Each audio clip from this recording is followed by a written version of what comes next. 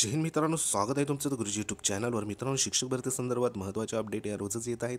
जसं की आपल्याला माहिती आहे, जी पवित्र प्रणालीवर ज्या जाहिराती येण्यासंदर्भात एक महत्त्वाची अडथळा होता, तो म्हणजे जिल्हा शिक्षक भरतीची जी काही आंतरबदली होती, तर ती आंतरबदली होणे गरजेचं आहे. तर ती बदली सध्या घडीला ह्या ठिकाणी झालेली आहे. ह्या ठिकाणी जे काही मेल थ्रू ज्या शिक्षकांची बदली झाली आहे त्यांना आदेश प्राप्त झालेले आहे. तसंच बघा, महत्त्वाचं म्हणजे ह्या ठिकाणी येत्या काही 4-5 दिवसामध्ये आपल्याला पवित्र प्रणालीवर जाहिराती ह्या बघायला मिळू शकतात. कारण ह्या ठिकाणी आंतरजिल्हा बदली झाल्यामुळे बिंदू नामावली ही अपडेट होणार आहे प्रत्येक जिल्ह्याची.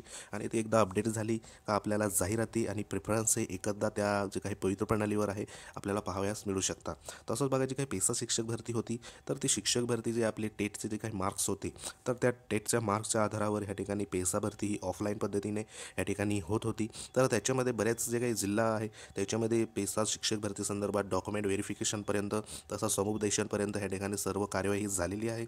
तसंच आपल्याला माहिती आहे की पेसा शिक्षक भरतीमध्ये जो काही कोर्ट केस सध्या सुरू आहे, तर त्या कोर्ट केसमुळे सर्व जी भरती आहे ती अटकलेली आहे.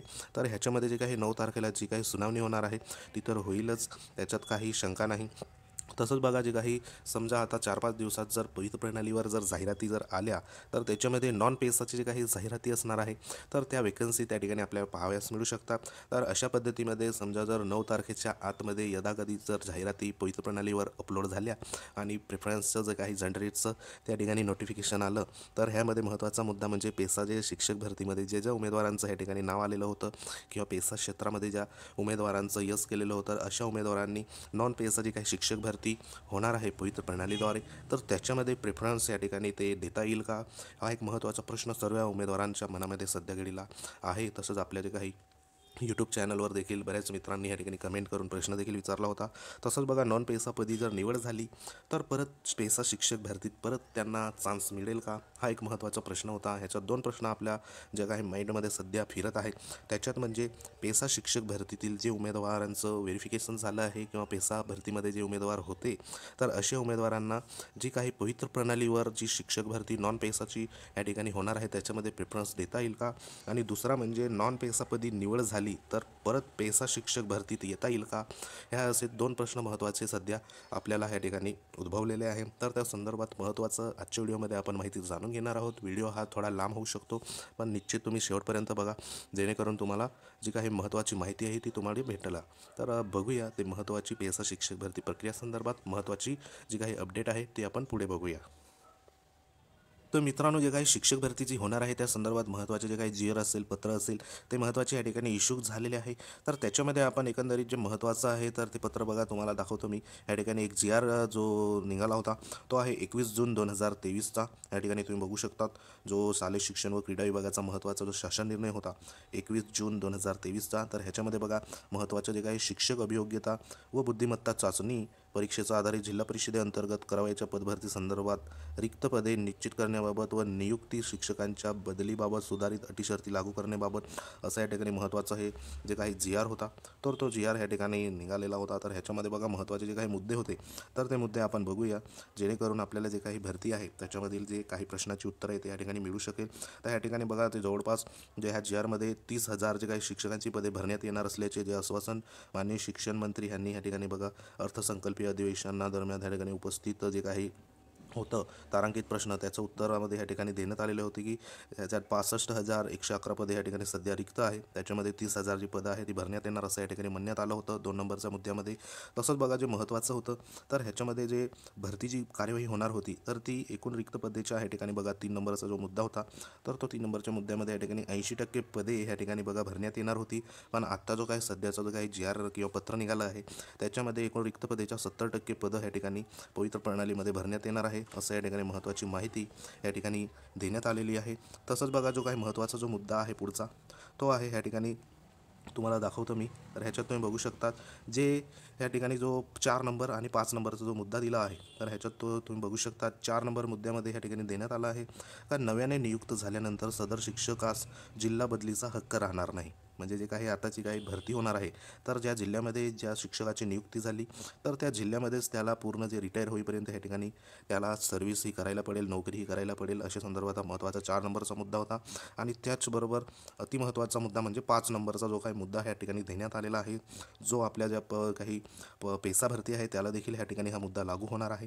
तर ह्याच्यामध्ये बघा, तथापि नव्याने नियुक्तीनंतर इतर जिल्ह्यात जाऊ इच्छिणाऱ्या शिक्षकाने रीतसर राजीनामा देऊन पुन्हा विहित प्रक्रियेमध्ये ज्या काही माध्यमातून आवश्यकतेनुसार शिक्षक अभियोगिता बुद्धिमत्ता चाचणी परीक्षा देऊन त्यातील गुणवत्तेच्या आधारे पवित्र पोर्टलवर शिक्षक म्हणून नियुक्ती मिळवणे आवश्यक आहे.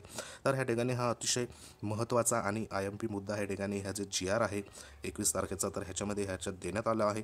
जर पहिले कसं होतं की जे काही जिल्हा बदली होत होती, आंतरजिल्हा बदली, तर आंतरजिल्हा बदलीने आपल्याला एका जिल्ह्यातून दुसऱ्या जिल्ह्यामध्ये आपल्याला जी बदली संदर्भात मुभा होती. पण ह्या ठिकाणी बघा, जर डायरेक्ट आपल्याला जिल्ह्यात जर सोडायचं असेल, एका जिल्ह्यामधून दुसऱ्या जिल्ह्यात जर जायचं असेल, तर ह्या ठिकाणी महत्त्वाचं या ठिकाणी रीतसर ह्या ठिकाणी माहिती दिलेली आहे. शिक्षकांनी राजीनामा द्यायचा आहे, बरोबर. आणि जी काही प्रक्रियेच्या माध्यमातून आवश्यकतेनुसार जी शिक्षक अभियोगिता व बुद्धिमत्ता चाचणी असेल, म्हणजे टेट परीक्षा असेल, तर ती टेट परीक्षा ह्या ठिकाणी पुन्हा त्यांना द्यायला पडेल आणि त्या टेट परीक्षेमध्ये त्यांची गुणवत्ता सिद्ध करायला पडेल. आणि गुणवत्ता सिद्ध झाल्यानंतर त्यांना जे काही पोर्टलवर शिक्षक म्हणून नियुक्ती मिळवणे हे त्या ठिकाणी बंधनकारक राहणार आहे. म्हणजे नवीन परीक्षा द्यायची आहे आणि त्या ठिकाणी आपली नियुक्तीही घ्यायची आहे. तर अशा संदर्भात या ठिकाणी महत्त्वाचं या ठिकाणी अपडेट होती. तसंच बघा, जे महत्त्वाचं जे असणार आहे या ठिकाणी हा महत्त्वाचा पॉईंट होता.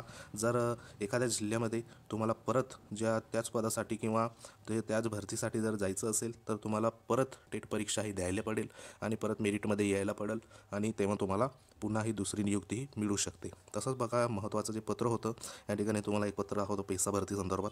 तर ह्याच्यामध्ये बघा, हे माननीय शिक्षण आयुक्त कार्यालयातून हे पत्र या ठिकाणी निर्गमित झालेलं होतं. तर हे पत्र जे होतं, जे दिनांक बघा या ठिकाणी 17/8/2023 या ठिकाणी इश्यू झालेलं होतं पेसा शिक्षक भरती संदर्भात. तर ह्या ठिकाणी जे काही 13 जिल्हे येतात आपले, तर 13 जिल्ह्यातील जे काही मुख्य कार्यकारी अधिकारी आहे, तर त्यांना या ठिकाणी हे पत्र गेलेलं होतं. तर ह्याच्यात बघा, अनुसूचित जमाती पेसा क्षेत्रातील शिक्षक पद भरतीबाबत तर हे पत्र या ठिकाणी महत्त्वाचं इश्यू झालेलं होतं. ह्याच्यात जे काही 5 संदर्भ या ठिकाणी लावण्यात आले होते. तर ह्याच्यात देखील एक महत्त्वाचा मुद्दा आपल्याला या ठिकाणी पाहावयास मिळतो आहे. तर ह्याच्यात तुम्हाला मी दाखवतो. तर ह्याच्यात बघा, संदर्भ क्रमांक 3 जो शासन निर्णय होता 10/8/2023चा, म्हणजे जो काही शासन निर्णय ह्या ठिकाणी बघा संदर्भ क्रमांक 3 देण्यात आला आहे. शासन जे पत्र होतं ह्या ठिकाणी 10/8/2023चं, तर हे पत्र महत्त्वाचं आहे. तर ह्या पत्रानुसार ह्या ठिकाणी महत्त्वाचं जो काही 3 नंबरचा मुद्दा या ठिकाणी देण्यात आला आहे. तर ह्याच्यामध्ये बघा, महत्त्वाची माहिती इथं देण्यात आलेली आहे. तर ह्याच्यात बघा, शासनपत्र क्रमांक जो असेल 10/8/2023 अन्वये पेशा क्षेत्रातील रिक्त पदं भरण्याकरिता खालीलप्रमाणे कार्यवाहीस मान्यता देण्यात आली आहे. व त्याच्यामध्ये शासन दिनांक 1/2/2023 मधील परिशिष्ट क मध्ये नमूद केल्यानुसार अनुसूचित क्षेत्रातील जे काही पेशा क्षेत्रातील शिक्षक पद भरतीबाबत ग्रामविकास विभागामार्फत त्या जिल्ह्यातील प्रमुख यांनी कार्यवाही करण्याची तरतूद या ठिकाणी देण्यात आलेली होती. सदर तरतूद लक्षात घेता आपणास जे काही टेट 2022 चाचणी परीक्षा दिलेली ST पेसा उमेदवारांची माहिती उपलब्ध करून देण्यात येत आहे. सदर चाचणी टेट 2022 परीक्षेत दिलेल्या उमेदवारांमधून गुणवत्तेनुसार शैक्षणिक व व्यावसायिक अर्हता प्राप्त उमेदवारांची आपल्या जिल्ह्यातील पेशा क्षेत्रातील शासनाने परवानगी दिलेल्या रिक्त पदाच्या मर्यादित नियुक्ती करण्याची कार्यवाही या ठिकाणी करण्यात यावी, असा या ठिकाणी महत्त्वाचा मुद्दा दिला होता. जरी आपली शिक्षक भरती म्हणजे जी काही पेसा शिक्षक भरती ऑफलाईन जरी असली, तरी ती भरती जी काही टेट परीक्षा दिलेली आहे, कारण टेट परीक्षा ही सर्वांनी दिली आहे, जे नॉन पेसामध्ये असेल आणि पेसामध्ये असेल अशा सर्व उमेदवारांना टेट परीक्षा ही दिलेली आहे 2022ची. तर त्याच्या आधारावर गुणवत्तेनुसार या ठिकाणी जी काही पेसा भरती आहे, तर ती या ठिकाणी करण्यासंदर्भात महत्त्वाचं या ठिकाणी देण्यात आलं होतं. म्हणजे ह्याच्यात कॉमन जे आहे पेसा भरतीमध्ये आणि नॉन पेसा भरतीमध्ये, नॉन पेसा भरती ही पवित्र प्रणालीद्वारे ऑनलाईन पद्धतीने होणार आहे आणि पेसा भरती जी होती ती आपली ऑफलाईन पद्धतीने होत होती. तर अशा या ठिकाणी महत्त्वाचा जे कॉमन मुद्दा होता तो होता टेट 2022ची परीक्षा ही दोघे प्रकारचे जे उमेदवार असेल, ST पेसा असेल आणि नॉन पेसा असेल, अशा उमेदवारांनी या ठिकाणी दिलेली होती. तर ह्याच्यात जे महत्त्वाचं होतं, पुढे बघा एक स्टेटमेंट देण्यात आलं आहे. तसेच सदर प्रक्रियेद्वारे निवड झालेल्या उमेदवारांना अन्य सर्वसाधारण भरती प्रक्रियेतील गुणवत्तेनुसार रिक्त पदावर निवडीचा पर्याय यापुढे खुला ठेवण्यात आलेला आहे.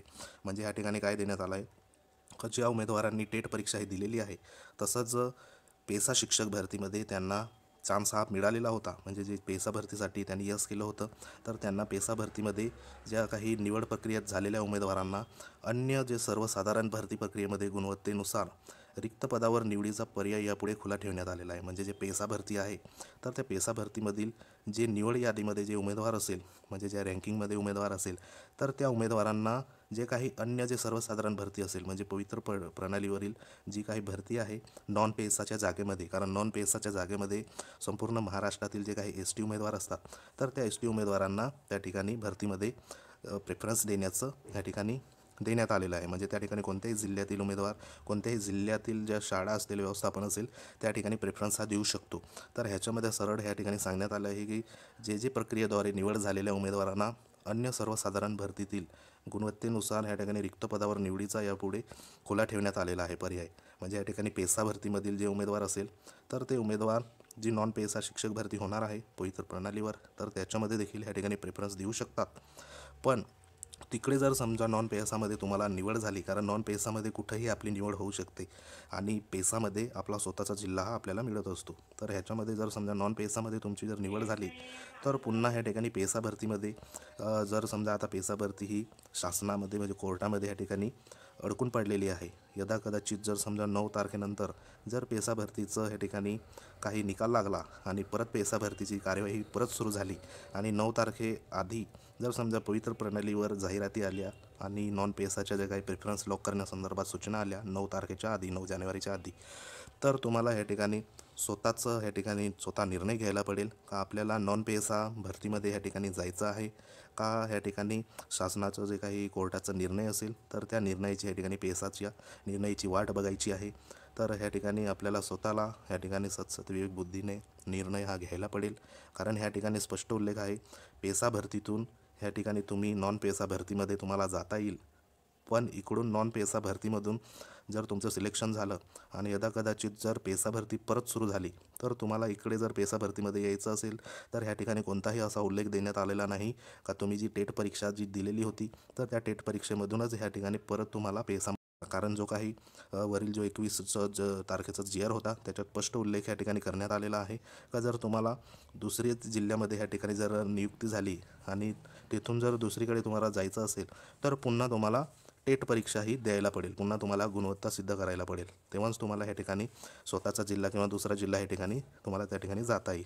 म्हणून ह्या ठिकाणी निर्णय घेताना तुम्हाला स्वतः ह्या ठिकाणी निर्णय घ्यायचा आहे का तुम्हाला नॉन पेसा ज्या जागा असेल त्या नॉन पेसाच्या जागेमध्ये ह्या ठिकाणी प्रेफरन्स देऊन तिथे नोकरी लागायची आहे का शासनाचं किंवा कोर्टाचा जो काही निर्णय असेल कोर्टामध्ये पेसा शिक्षक भरती संदर्भात, तर त्या निर्णयाला अधीन राहून तुम्हाला पेसा भरतीसाठी थांबायचं असेल तर थांबू शकतात किंवा मग नॉन पेसामध्ये जायचं असेल तर जाऊ शकतात. हा सर्व जो निर्णय असेल तो तुमचा स्वतःचा हा राहणार आहे. कारण ह्या ठिकाणी पेसामधून तुम्हाला नॉन पेसामध्ये जाता येईल, पण नॉन पेसामध्ये तुम्हाला निवड जर झाली तर तिकडून तुम्हाला परत पेसा भरतीमध्ये येता येईल का ह्या संदर्भात कुठेही या ठिकाणी उल्लेख देण्यात आलेला नाही.